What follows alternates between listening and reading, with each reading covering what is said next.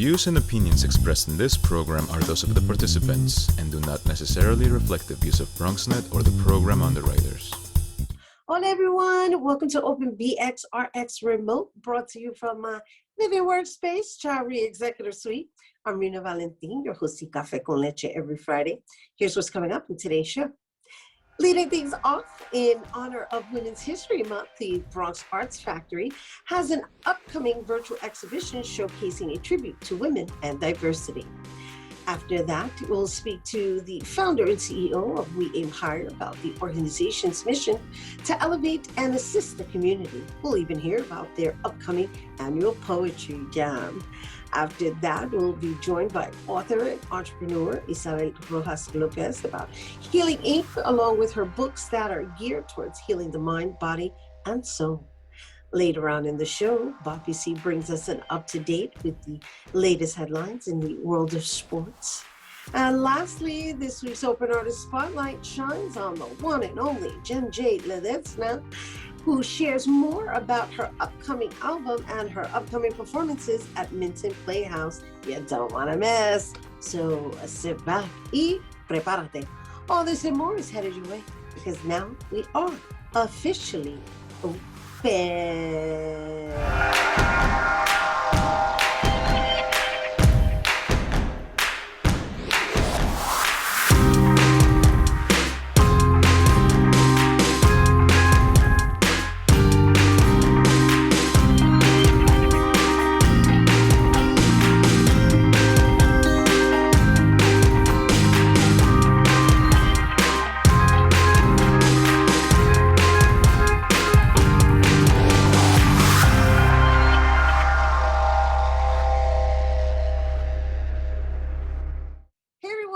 To Open. I'm Rhina Valentin, your host of Café con Leche for the next hour, encouraging you to get social with us online. That is, tweet us and follow us on Instagram at BronxNet TV and or like us on Facebook at Open BronxNet Television.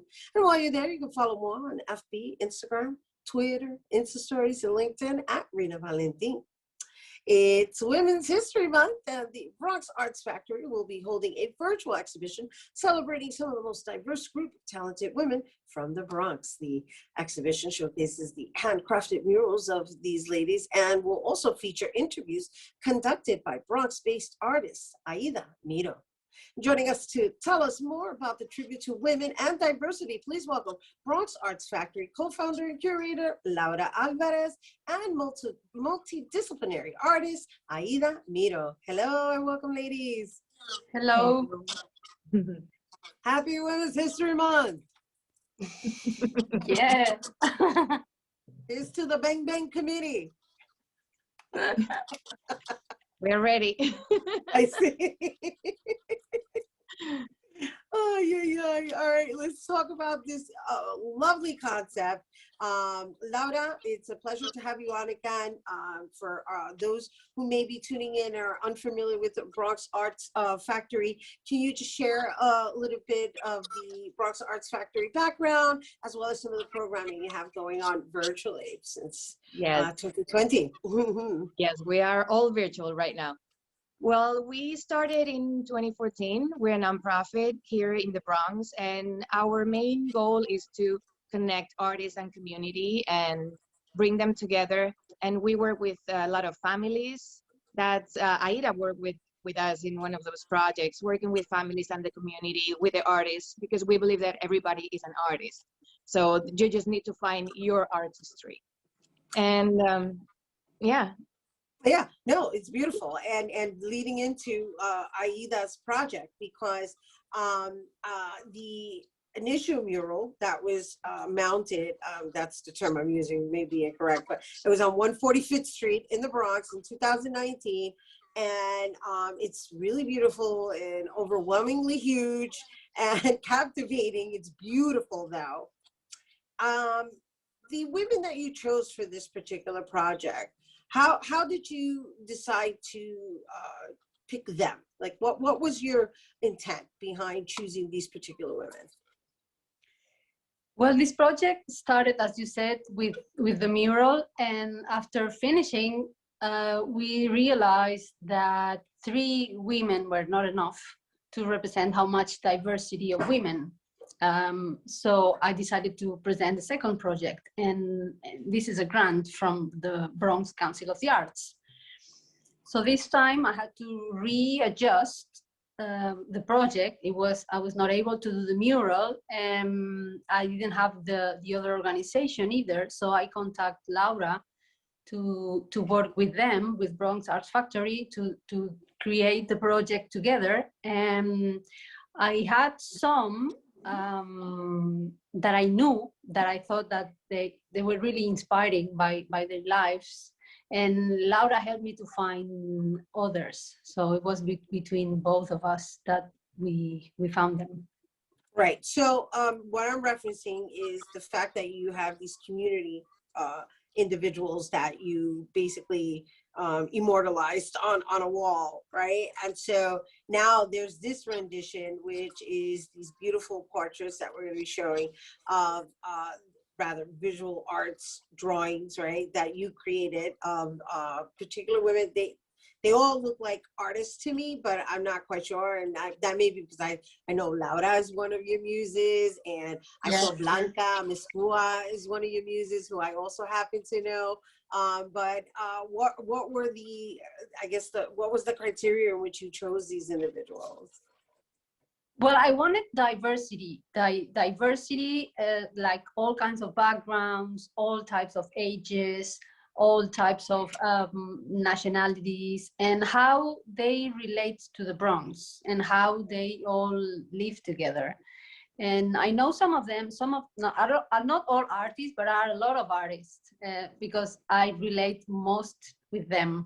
Right. But some others are students of the painting classes that I teach in Highbridge, and seniors, and some graffiti artists, and visual artists, and singers, and all kinds. I mean, all genres of the arts. Yeah. It's like you capture all genres. And speaking of teaching, Laura, I want to get back to you on this new program that you have with BronxNet called Art Time. I understand that first, I want to congratulate you. Let me start there, because I really, really appreciate that you not only are now offering, let's say, these services to anybody or BronxNet viewers, but that you've been able to take your artistry and then convert it into a media execution while still teaching art. That to me is brilliant, and so I just want to acknowledge you for that, you and the whole team over there at BxArts Factory. Let's just share with the viewers a little bit about Art Time and your pivot. Yes, so Art Time was a project that we had in mind before, like for years, but we never had the time to really go and do it. So when the pandemic started, we started talking to Michael Max and some of the producers, and we decided that there was something that we could do, and we could use the money we had allocated for other events, because all our events used to be in the street with the people, with the community, and that's where we like thrive the most.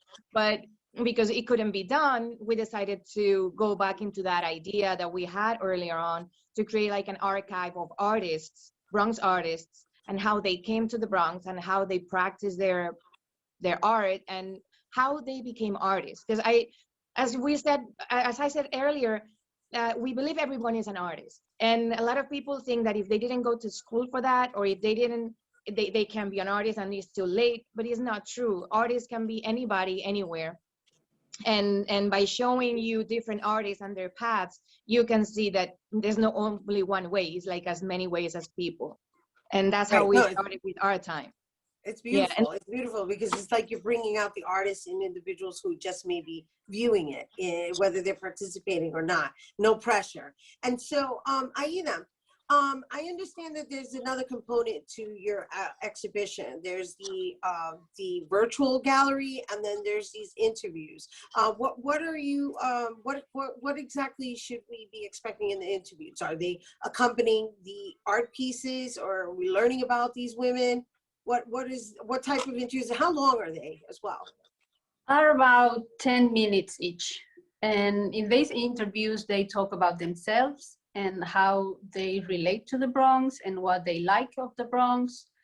and like a little glimpse of their life and what they've been through and why they are the way they are, and how it relate to art too. How it relates to art. And so before we go, I want to just end with you, Laura, on just, you know, this whole pivot that we've all had to endure, and the fact that you continue to forge forward, not only with the art time with BronxNet you shared, you also have this 2-minute video that you put out, Creative Corner, which, by the way, everyone, art time is once a month on BronxNet television, and I think the next episode is coming out March 18th. And and just aside from you being an artist, creating, and being one of Aida's muses, which I think is so awesome. It's like back and forth. What is it that has been able to get you by in making sure that the company stays afloat, right? Because there's you as an artist, and then there's BxArts Factory, which is an organization. I mean, everything is connected. We really believe in the community and the strength of the community by working together. So this was the time to go out and keep going. We can't just let everybody down, because we know that there's a lot of families that they look forward our Creative Corner videos, as they look forward for our other events that we had in person earlier on. So we needed to keep going, and we were very fortunate that we got a grant that allowed us to continue this year, even though we lost our space. That was a big boomer. But anyway, we couldn't use a space right now, so we made it. Right, exactly. And we just moved virtual. The same with the exhibitions. We started last month with a different exhibition. It was a bunch of women.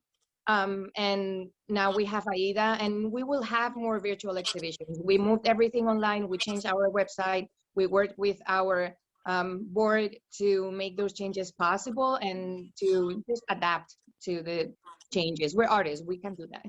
Of course.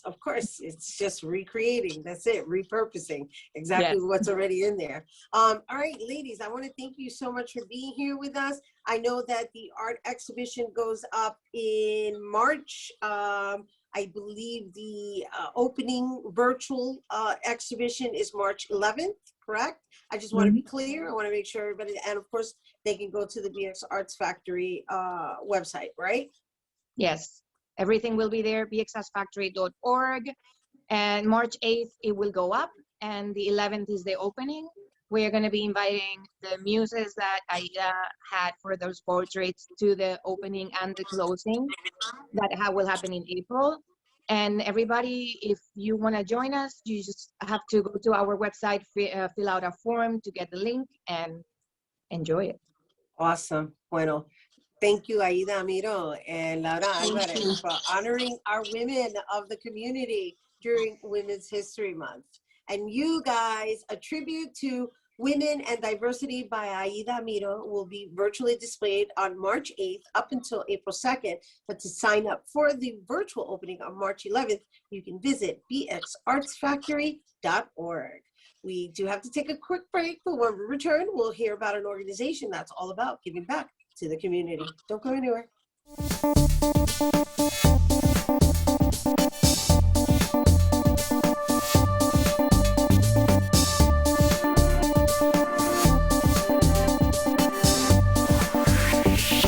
After nearly 3 years as Department of Education Chancellor and a year into the COVID-19 pandemic, Richard Carranza announced that he will be stepping down. The change we've created together will help lift up generations of children to come. And I want to be really clear that this is because of the incredible work of the entire Department of Education family. To all my colleagues at the Department of Education, it is incredibly hard to say goodbye to you. And in my culture, we don't say goodbye, we say hasta luego. Carranza will be replaced by current Bronx Superintendent Misha Porter. Porter is a longtime city educator with decades of experience and will be the first Black woman to lead the nation's largest public school system. I'm ready to hit the ground running and lead New York City schools to full recovery. It won't be easy, but I've never done anything easy. But we've come so far since March, and Chancellor Carranza and the mayor have laid an incredible foundation.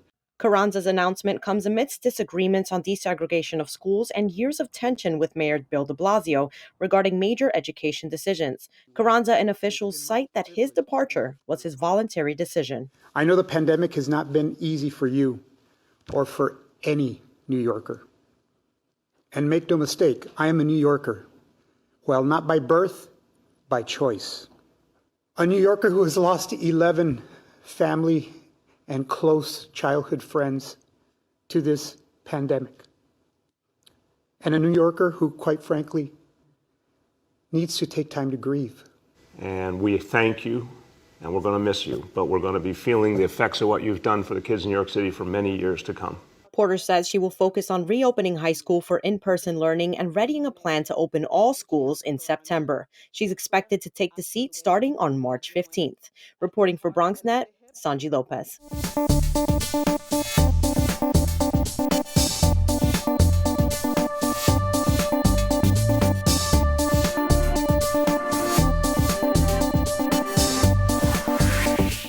Hey everyone, welcome back. We Aim Higher, Inc. is a non-for-profit organization geared towards helping local families throughout the community by providing resources needed to rise above the difficult circumstances of life. Their mission is all about giving back to the community while also being a beacon of light and hope for the Bronx. And joining us to tell us more about the organization, please welcome We Aim Higher, Inc. founder and CEO, Symone Stokes. Hello and welcome. Hello. Thank you for being here with us today. Of course. And so let's begin introducing We Aim Higher, Inc. to our audience. I know you founded it in 2018, which was kind of like not too long ago in consideration of what we've been all enduring the past year and a half, almost is where we're at. Yeah. I can only imagine what kind of demand your organization has now. But before we go into all of that, let's just share with everyone what inspired you to even form this organization. I was a struggling college student. Me and my best friend, we loved giving back to our community. We always volunteered, and we were on the phone one day and was like, look, we struggled throughout college, we was interning, working. Let's give back to our community because we know there's people that needs access to a lot of things. And from there, it was founded.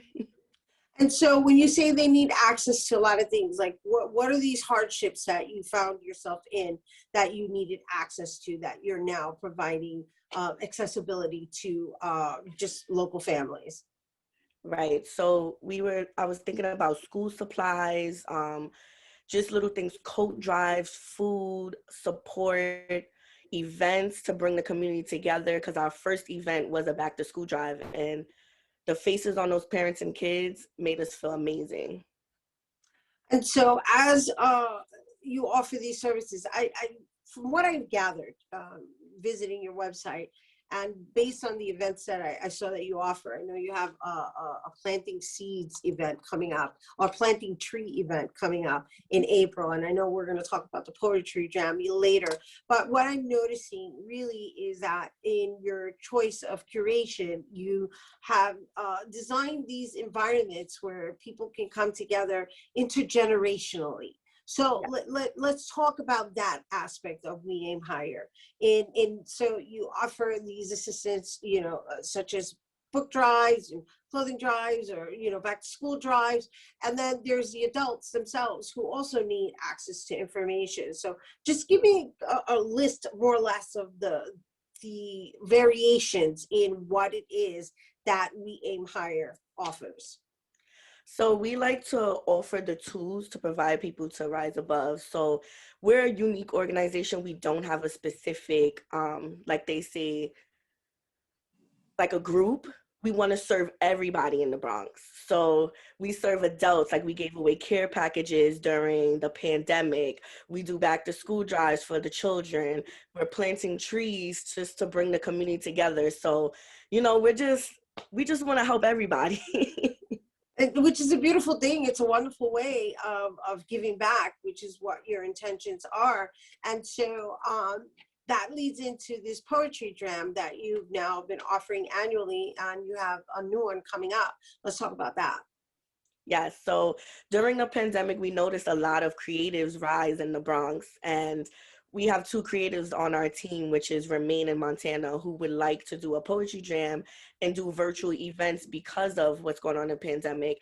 So we decided, why not have a poetry jam where people could express what they've been through? You know, Black History Month just passed, now we're in Women's Month, you know. So we're like, let's bring all the creatives of the Bronx together and let's talk about what's going on. Yeah, no, it's great. And it's important for us to hold space together. So what kind of age bracket do you have within your organization? Because you say you serve everyone, right? So it seems like you've got a huge scale in which you are serving individuals. And so are they young? Are they old? Like in our group? Yeah. Our youngest member is 17. Uh-huh. He does everything for me. And our oldest is probably she is 55, so we're all over. No, now I got why you're saying you're not really hitting a certain status quo of age brackets. You're just basically working with community, which is lovely. And so do people volunteer for your organization? Like, how does it work? Yes, all the time. So we would just put out our flyers and people would hit us up on through Instagram, which is We Aim Higher.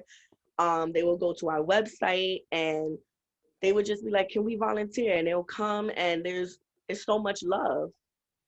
It's beautiful. We certainly need a lot of it, during these times. And so this poetry jam that you have coming up on Saturday, March 13th, is it open to the public, or do people have to sign up? Do they, what's that process? Yeah, so if you go to the website, you'll just click a link and it's on Eventbrite, and it's a free event. So you could just come and be in the audience through Zoom and watch our poets. We have a lot of Bronx poets coming, and they're just it's spoken word. And then we also have 2 people in our team who's going to be speaking. And it's a free event. So you just come and listen and share your thoughts.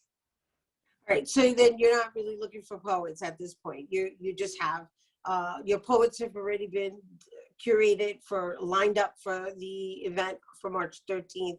Now it's just a matter of people coming and experiencing it, is what you're saying, right? That too, but we're also open to more poets as well. So if you want to, be my guest. More people.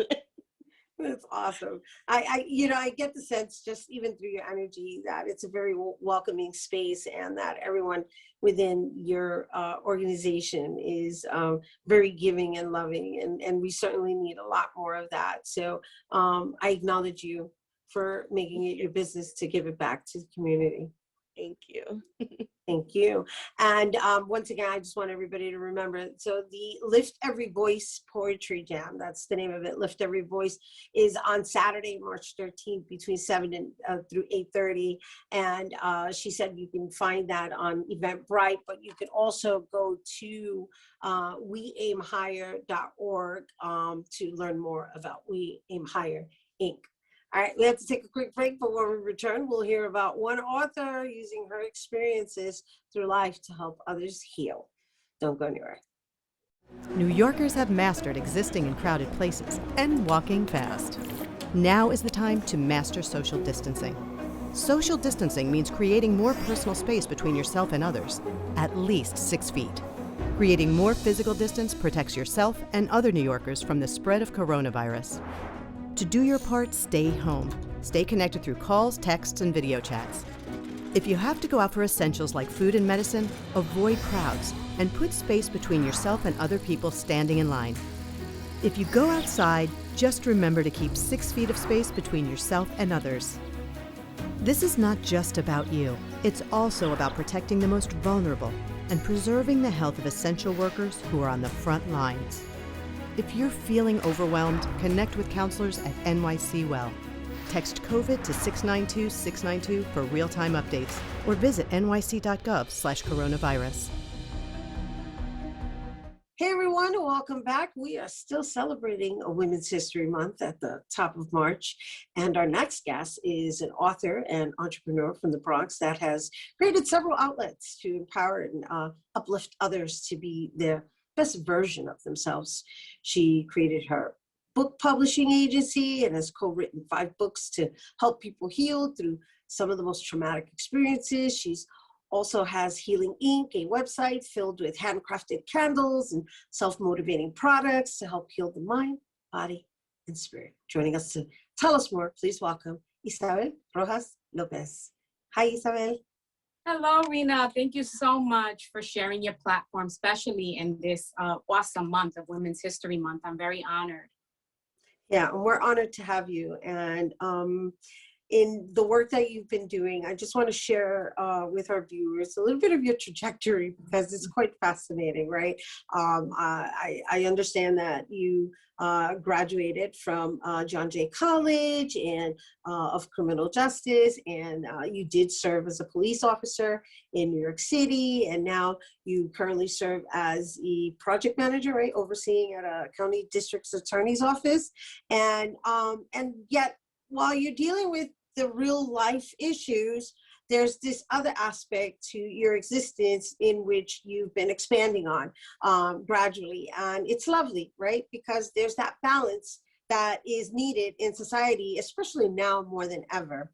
So let's talk a little bit about what inspired you to create the Healing Inc. So as you said, you know, with everything that we have going on, you know, I have been in the law enforcement field for 20 years and I've seen things in so many different aspects. Healing Inc. came about when in 2019, when I got together with 11 of my closest friends, and we published She Heals. And in this book, you know, we were able to talk about some things that how we heal through that and share our, like, you know, just like the cover, we got naked with our truth, right? Then in 2020, early 2020, I continued the conversation with We Heal, which was the 2nd edition, where we welcome men to the table. Which was very inspiring for me because I felt that we had to be inclusive of men.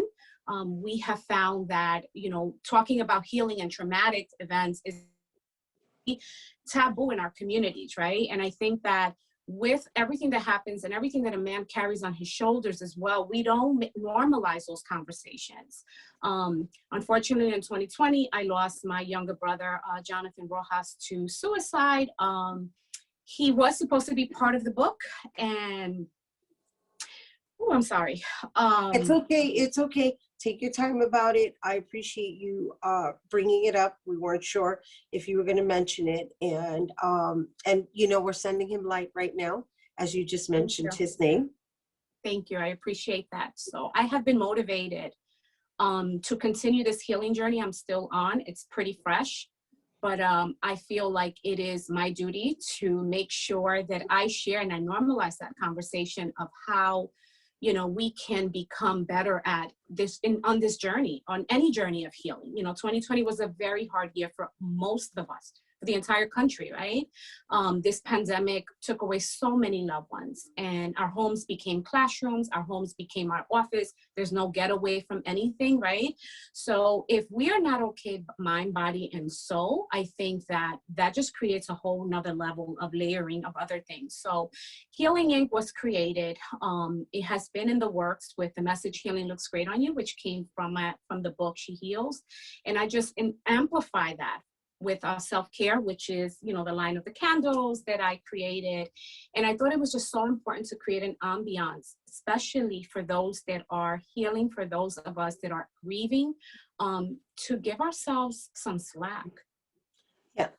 Yeah, and well put. And I love the language and the title, Healing Looks Great on You. That is an awesome title. And it's a program that you're basically offering, right? You had mentioned something about offering 100 care packages to people that are in a specific mental wellness facility. So yes, so starting in February, I was able to partner up with some local businesses in my area in the Hudson Valley who opened their doors, which I'm very grateful for that, to sell the candles. 50% of the proceeds of the candles are going to 100 self-care packages that I am creating for the mental health community, which is a facility in the Bronx that I'm going to be dropping those off at. I just think that it's imperative while our folks are battling with mental illness that they kind of feel some hope, right? Some light. It might not be candles because they don't allow candles in the facility, but they're just items that are geared, like a journal that is geared towards their mental wellness. It's beautiful. So with that, in which you're sharing and which you shared previously, just slightly with regards to the mental state in which we're all dealing in and your loss, it becomes this question of like, where do we find the balance? And because it's balance that we're all dealing with right now, or that need for it, that want for it. And so it becomes a work in progress, as it should always be. However, based on what you're sharing with the books, opening up your own publishing company to make sure that the books are being published. Now you're doing candles. I understand you do the candles yourself by hand. And so just in sharing, is that your form of therapy? So I'm going to be completely honest with you. It has completely been part of my healing journey. It is very therapeutic to create these candles. When I first started the brand, it didn't start off that way. I had partnered up with somebody, and then I just took it, I took it all, complete control of my brand. And I have to say it was the best decision that I made because it has helped me in this healing journey. I've also incorporated my daughter, which she has 2 of the lines are hers, and she's 14 years old, and is also teaching her. And she's watching me because she's watching how I'm going, how I'm processing this. Yeah, I have my days. Can I be completely transparent? I cry every single day. I've never cried so much in my life. But I want to let her know that it's healthy to grieve and it's also healthy to heal. So it's just a message, especially when you put, we all love candles, right? It creates this ambiance of relaxation.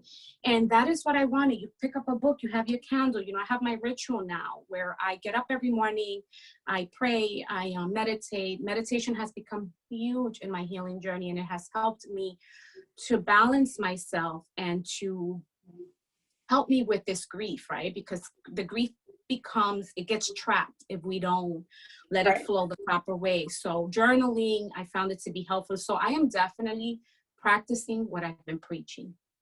That's wonderful. And thank you for being transparent and sharing your process, because we're all going through it. And the fact that you've extended your hand out to everyone else is really what we're here to discuss with regards, especially to your books.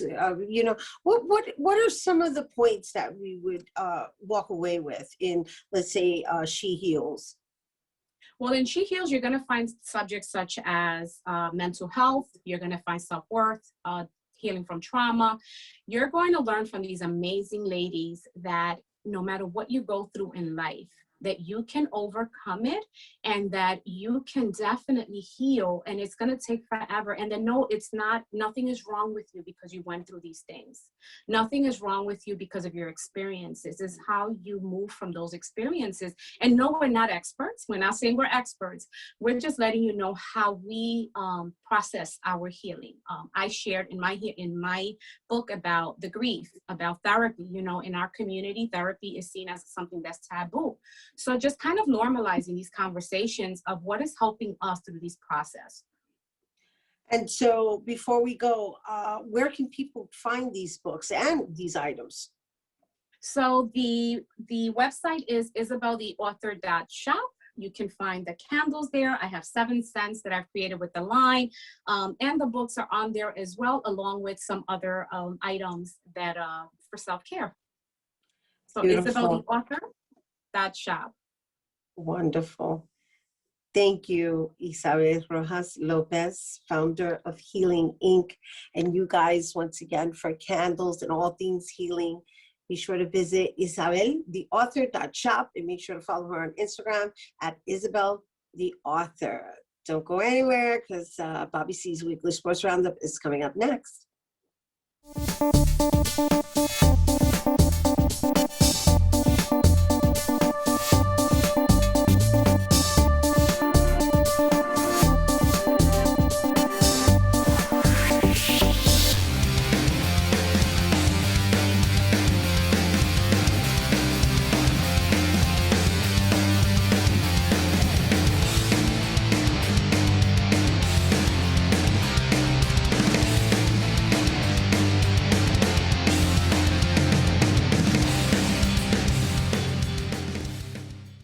Yankees slugger Aaron Judge and the Bronx Bombers are taking a bite out of the spring training slate early in the campaign.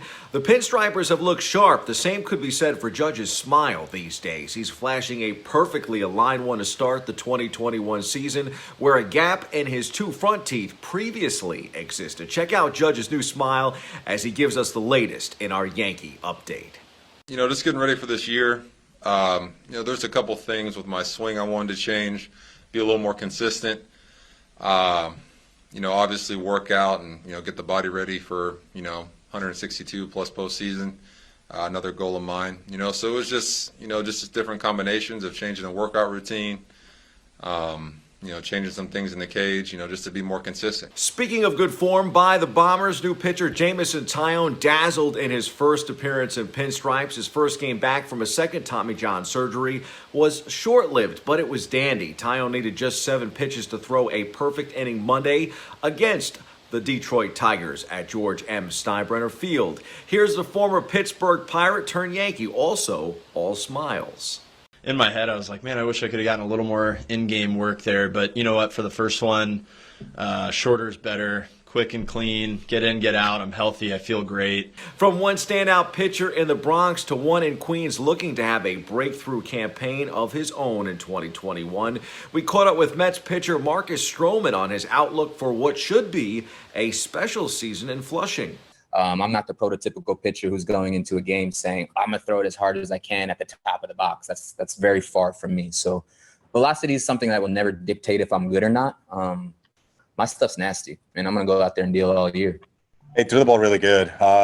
Locating his fastball and mixing well. I mean, we saw the slider being slider and the changeup. I mean, he used to really well. Well, that's the latest from the current Mets manager. If you were curious about the old one, it's not very good. The Cleveland Indians were made aware of complaints about Mickey Callaway's sexually inappropriate behavior during his tenure as their pitching coach, despite the team's public statements otherwise. That's the latest via a report by The Athletic. The report says the husband of a woman who had an extramarital affair with Callaway from 2015 to 2017 contacted the Indians multiple times to complain about Callaway's behavior. The team's public relations and communications staff brought the husband's complaints to the attention of the Indians, but nothing came of it. He would go on to manage the Mets in 2018 and 2019. We shift gears to the NBA hardwood, where James Harden is unstoppable for the Brooklyn Nets. Harden gets my nod for the performance of the week here in the Big Apple, making history in the Nets' win over the San Antonio Spurs. The former MVP notches his 7th triple-double since being traded to Brooklyn, but it's this nugget that is just absolutely pure gold. He is the first player to record at least 30 points, 15 assists, 10 rebounds, and no turnovers since the 1977-78 season in the victory. Here's more from James Harden. Honestly, I just try to find ways to impact the game and not just scoring the basketball. We have a number of guys that can put the ball in the basket. Defensively, rebounding the basketball, because that's one of the areas where we need to improve at. And just being a distributor, getting guys shots, getting guys, easy buckets I feel like is my job. And so just playing the game the right way. Like just about everything else this year, the 2021 NBA All-Star Game is going to be a little bit different. Instead of a big weekend, the association and players agreed on a one-night event in Atlanta this Sunday. That one-night event will include both the game and the All-Star Saturday night events, all set for Sunday, March 7th. The Skills Challenge and three-point contest will take place before the All-Star Game, while the Slam Dunk contest is set for halftime. Knicks fans can cheer on rookie Obi Toppin in the Slam Dunk contest. Toppin, who has New York City and Westchester roots, is among 3 competitors in the showdown, which includes former Duke standout turned pro Cassius Stanley. My money is on Stanley, but I'll be rooting for Obi. Hard to go against the former BX Hoops and the Sun star Anthony Simmons. Rounds out the field in the slam dunk contest. Excited to watch that. Also excited to see more fans allowed at sporting events, and the news that the country will have enough vaccines for everyone come the month of May. The New York Rangers followed the Knicks this past week and opened the doors to a limited amount of fans at Madison Square Garden. That included 4 registered nurses from Northwell Health. They were honored for their service and selflessness during the pandemic. Here's Rangers defenseman and Long Island native Adam Fox on having fans at the world's most famous arena again. You know, obviously being from New York, it's always special to play at the Garden with fans, and you know, for the guys to have, you know, even some family there, I'm sure it's pretty special. But you know, it's definitely been a long time, and you know, we miss the fans at the Garden, so definitely excited to have them there.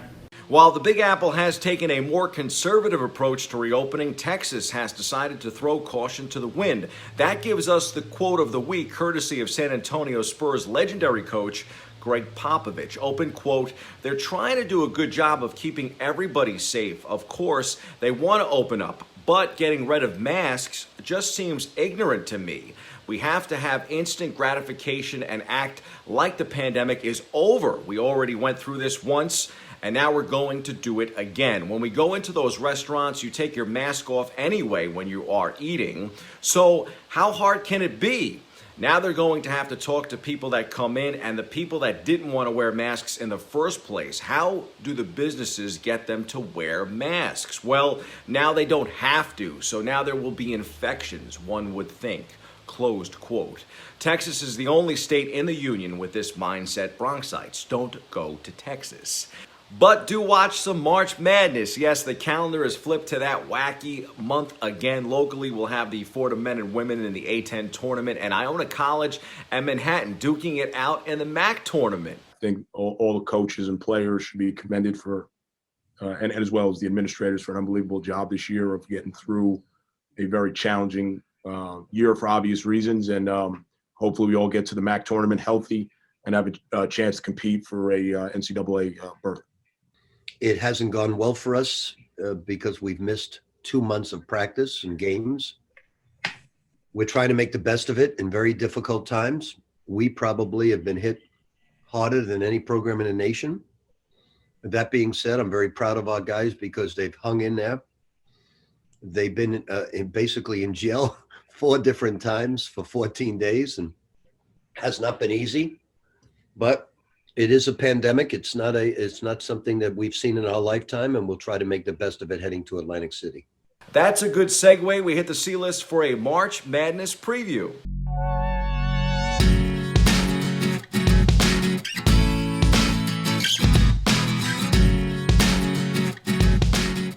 This time last year, we were gearing up for the conference tournaments and didn't realize how big these rumblings overseas of COVID-19 would be come March 11th. The NBA season and then March Madness were the first 2 major dominoes to fall. This year, I'm just happy we'll have a tournament, regardless of the number of fans in the building to watch it. This is always one of the best times of the year. You've heard me wax poetic about the UConn women on the show recently. They get my nod to take home the prize in the women's hoops tourney, while on the men's side, I realize all the talk is about Gonzaga and perfection, but I'm rolling with fellow number 1 seed Michigan to win it all on the men's side. Now, of course, the best part of March is the Cinderellas. I'm hoping we have 1 or maybe 2 or 3 in the Final Four in each of the brackets. On the men's side, old favorites like Duke, North Carolina, and Kentucky aren't having typical seasons for those programs, leaving the door open for teams like Gonzaga, Michigan, and Baylor. If I had to take a Cinderella on the men's side, it might be the consistent contender Michigan State. The Spartans have made the tourney every year since 1998 and is the last Big Ten team to win a national championship. On the women's side, I'd likely roll with a 2 seed, Maryland. Yeah, I get that that's not a major Cinderella, but when you look at the number 1 seeds and especially the power of UConn, it is. The Terps have a dangerous offensive attack as they are the number 1 team in the country in scoring offense, averaging 93.2 points per game. Angel Reese, who I had the honor of watching and calling some of her high school All-American games, returns to the lineup after suffering an early season injury. That makes 5 Terps on the court who average double-digit points. Cheers to the favorites and the Cinderellas this month of March. And on a separate note, well wishes to Yankee manager Aaron Boone. He is taking an immediate medical leave of absence to receive a pacemaker.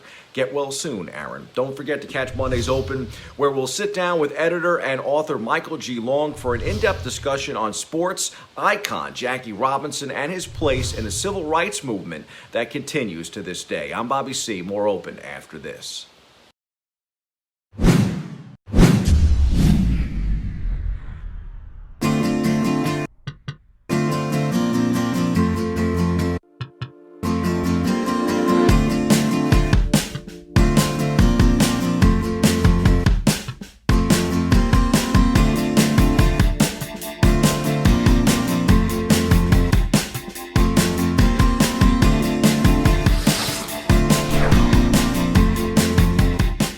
transportation, don't touch your phone.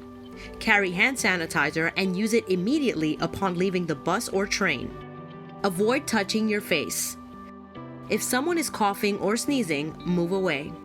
Wash your hands with soap and water as soon as possible. Limit contact with poles. If possible, avoid rush hour. Don't eat or drink on public transportation. Keep your bag off the floor or other surfaces. Avoid directly touching turnstiles. Stay up to date with the latest from your local health department and CDC.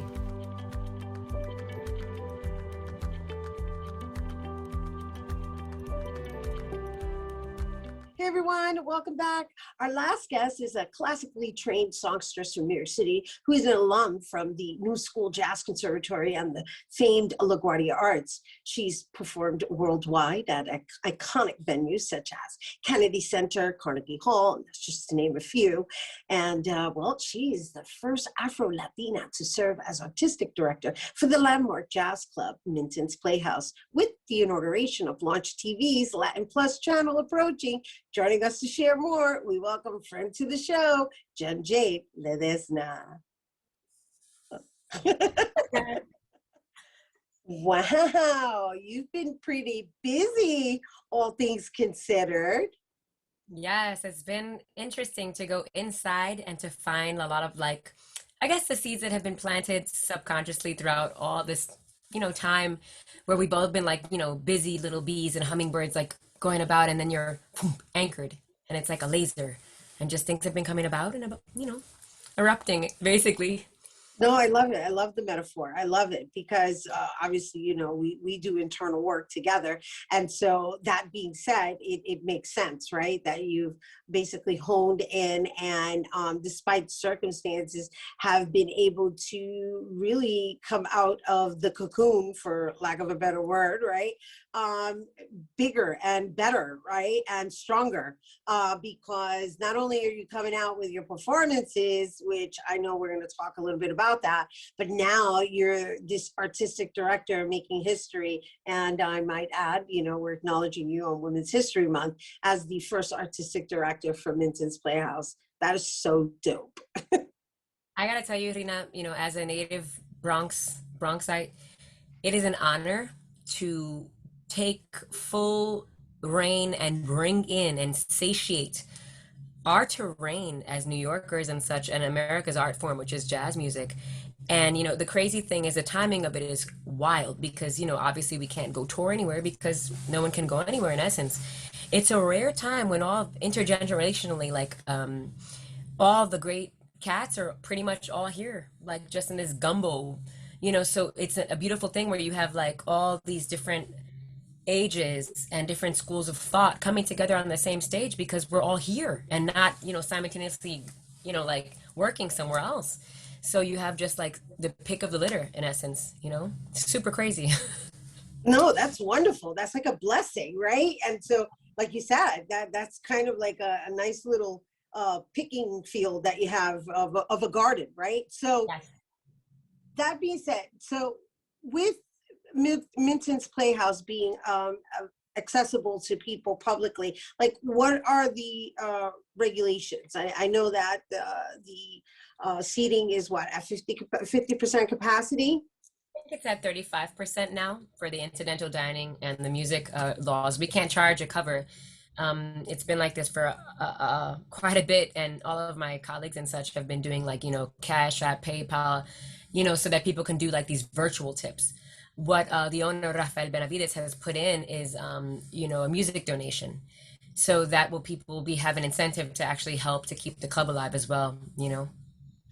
Got it. And so let's talk about your new launch that's about to take place on March 19th. Yes. So I was doing music on the inside on a Sunday night, and one of the guys, Richard Miller, he's a Brasileiro guitarist from the West Coast, because he's out, in Cali right now, and he's like, Jennifer, would you be interested in maybe being the inaugural artist to start off this launch channel, for this global network streaming platform? And I was like, well, tell me more, and it's funny, Rhina, because I was thinking, how does one because we're all boxed. People try to box us as artists when we can do so many things. So I was like, well, why not focus on a specific kind of music in honor of that music and use that platform to teach others about Afro-Latino music? Because, and they asked me, what do you want to name the channel? I said, well, let's do Latin Plus, because plus can encumber anything, basically Right. within the Afro diaspora, after this Afro Right. descent. I always think about the triangle trade and such. So in that regard, I'm going to be doing like old throwbacks to, in honor of Johnny Pacheco, Fania, Celia, things like that. I want to put that together. How do you say? Benito Gonzalez is going to be there with his trio, Essie and Francisco Mela, que cubano, on drums. Erwin Hall and Steve Carrington are going to be the saxophonists on it. So we're going to basically do an hour power set in regard to like what it is innately to our music, the tradition of our music as jazz, Afro, Latin jazz here in New York City. That is so awesome. And it's being led by you. Yes. And they asked me to be also to help be a booker on the launch side for the Latin channel, which is really cool. So now I get to like think about like, oh, who's out here? Let me look. Let me go and like, let me troll people. Let me see what's up. So I was like, let's find some fresh blood. Bring it all together. Excellence. That's a wonderful experience. I know I personally enjoy discovering, right? I call it discovering because it's like you're providing a platform for somebody to go and kind of like be with somebody who they would normally be sharing a stage with. See, right? Yes. Yeah. And Rhina, it's interesting you said it, because the other thing is this, in terms of branding and boxes, if music is from the spirit and the heart, and the endeavor is to receive that transference of the gift to heal the community as just humans giving to others, and calling forth the past, the present, and that whole continuum that exists. It's not about a genre. It's about the source of the heart. And sis, like, we do the meditations and stuff. Like, it's really about that synchronicity in the endeavor of what it is to unite us all as, as humans. And it's cool because, people are like, well, are you a jazz singer? I'm like, well, what does that mean? That's just the erudition of what one studied harmonically in essence and paying homage to what came before. But yes, it's also quality of what's going to be coming out of the breath. And with this particular position, people are like, well, I don't really play jazz. I'm like, honey, if it's from the heart and it lives within you, share it. Be yourself on stage. And a lot of my artists have been saying, I can be myself. I'm like, yeah, be yourself. So I don't know, Rhina, but it just feels so, je ne sais, it's just like, I love how I just got a phone call, even though I pressed the little moon thing. I'm new with these phones. It's all right. Our time is up anyway. Our time is up anyway, but truth be told, is you summed it up all lovely. Because right now, what you just shared with everyone is like, it comes from your soul, baby. It's all about your soul. And so the fact that you're there picking the pick of the garden, right? You're in the garden of diversity, of inclusivity, and then of course you're playing yourself. And so congratulations on all of it. Thank you, sis, so much. And I love you so much. You are the queen. I adore everything that you do and represent. You're a real one. I'm gonna do the dance with you. Because we sisters like that. Porque te quiero mucho. You rocking it, mama. All right. Oh, I gotta take us to break though. We're gonna take a quick break, but then when we return, Jade, guess what? She's gonna perform for us. That's right. Don't go anywhere.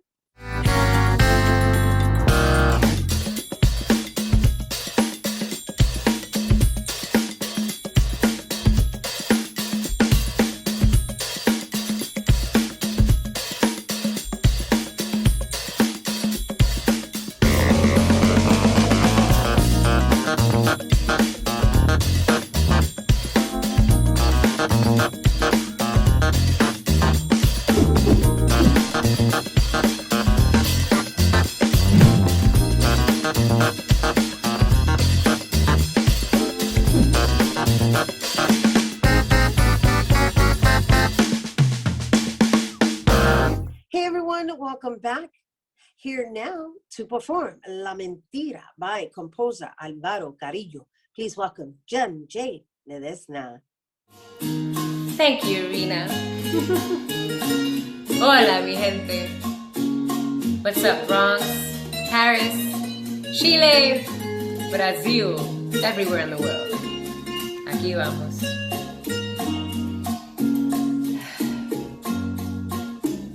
Se te olvida que me quieres a pesar de lo que dices, pues llevamos en el alma cicatrices imposibles de borrar.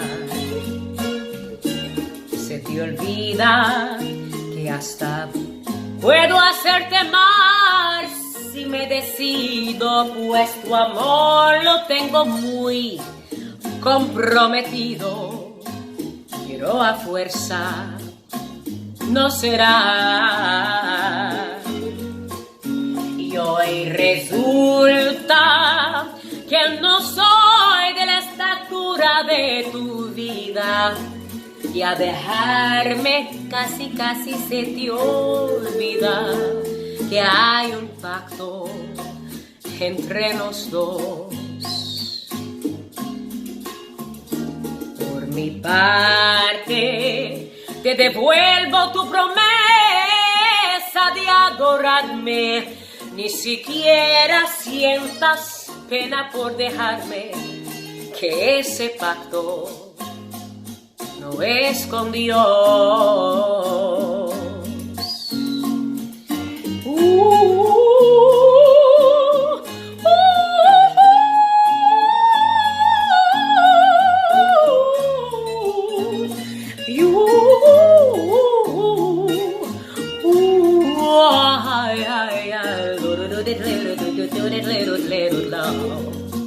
Y hoy resulta que no soy de la estatura de tu vida, y a dejarme casi se te olvida que hay un pacto entre nos dos.